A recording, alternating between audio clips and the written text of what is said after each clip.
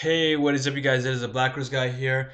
Today we're going to be talking about this card. It's coming out in Next Challengers, the set after Duelist Advent or Duelist Alliance, whatever it's called. Um, it's an interesting card. It's an odd card.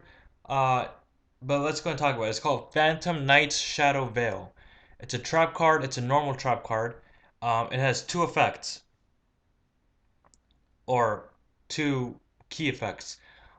Its first effect is target one. Shoot.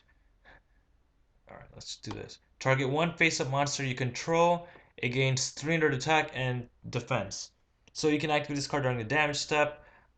Give them a small boost. Simple as that. That's not the key thing about this card. This thing is the key thing. Key thing. Yeah. When your opponent declares a direct attack, while this card is in your graveyard, you can special summon this card from your graveyard as a normal monster in face-up defense position. If it's summoned this way, it's banished when it leaves the field. So, uh, it's kind of like it's got the trap monster thing going on, but it's not a trap. It's just treated as a normal monster. It's not treated as a trap card, so they can't use MST or Seven Tools, whatever, or Wiretap. Um, um, and then let's see, what else does it say? Oh, it's kind of like a Ghost Trick in a way, because you summon it when your opponent declares a direct attack. Some of the Ghost Tricks have that ability, which is pretty interesting. Um, this is like the first time we have a trap that can be summoned from the graveyard. It's the first time a trap monster can be summoned from the graveyard. Uh, and it's not even treated as a trap card. It's treated as a normal monster. Um, so it's an interesting card. The sad thing is it doesn't negate the attack. So you summon this face-up defense position. It has 300 defense. Your opponent can it's going to cause a replay and it's going to attack over this card, which it sucks. And once destroyed, it goes it's banished. So it kind of sucks like that. It's odd.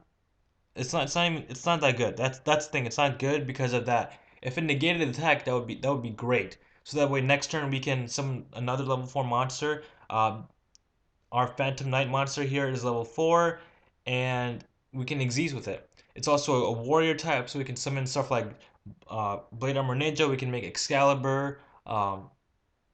Heck, we can probably make number 86 if we're feeling ambitious. But it has weak stats. It can't do anything. Um, if the stats were better, if it was like 1800 defense or 2000 defense, then yeah, heck yeah, that'd be much better. But it, it's just bad. Necrogardna would be much better than this. Uh, the turtle would be better is much better because it negates it stops everything. It doesn't have to be summoned at all. Um, but we can probably make some uses out of this card. Uh,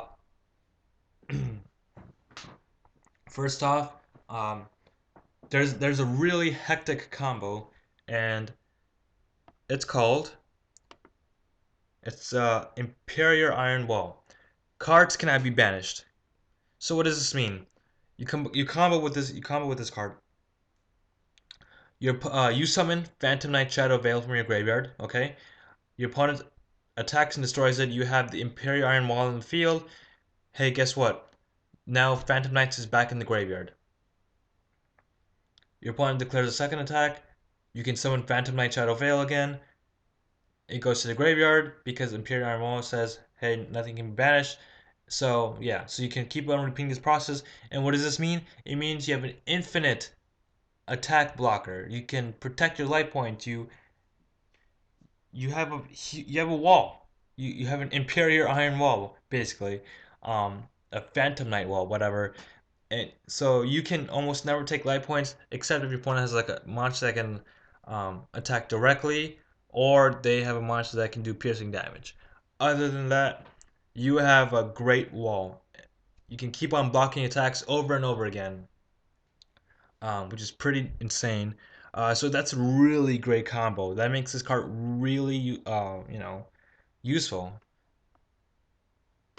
Uh, yeah, there might be like better, you know, ways to block your opponent's attack, but it's a pretty good combo just to infinitely block your opponent's attack. Another great use is to use this card, Mask Change Second. This card, when is this coming out? Uh, let's see. OCG sets. Oh, it's coming out in the structure deck Hero Strike. Okay.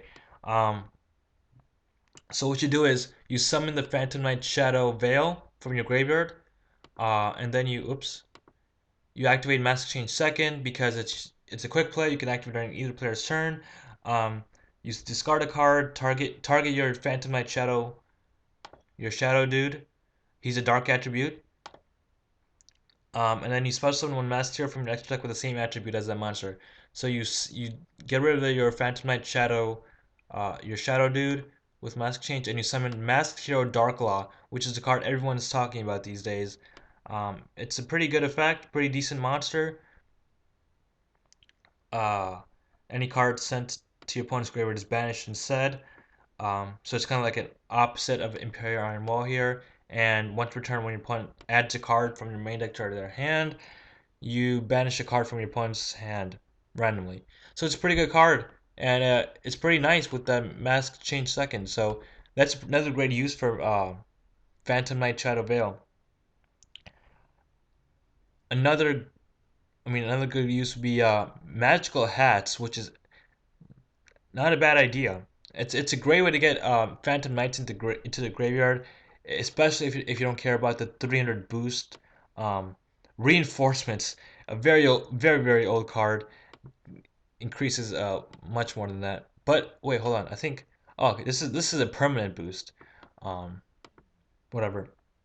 So Magical Hats, we select two non-monster cards from our deck, and it goes into the field, and then they destroy it, so it goes to the graveyard. Not bad. Harpy decks are using Gear Town and Hysteric Sign. Not bad. Okay. For other decks that don't have is like Hysteric Sign or don't have a spell card or trap card they want to go to the graveyard, you can choose Phantom Knight Shadow. You can run, I think, yeah, you can choose both of them. Um, or if you want, you can run like two Gear Towns if you want. I don't know if that's gonna hurt your consistency. If it does, you can just run this card instead, which is not bad because this card activates from the graveyard, which is pretty nice. This is another card that activates from the grave, another trap card that activates from the graveyard. We're having those effects now. First we had Breakthrough Skill, now we're having Skilled Prisoner, and now we're having this card. This is gonna be a new trend in Yu-Gi-Oh. Not bad at all. But yeah, like all these are pretty good combos. Imperial Iron Wall for infinite defense, Dark Law summoning Dark Law instantly with Mask Change Second, and then Magical Hats just for that instant dump into the graveyard. Um, I don't know. Do you guys have a use for Phantom Knight Shadow? It is kind of a bad card. It's weird. It's interesting. I do agree that's interesting. It's also a normal monster, by the way, so you can probably use some normal monster cards, support cards that go with it. But overall, it's not likely to be played. I mean, you can play this in mill decks, like Light Sworns or I don't know whatever any variant of Light Sworns.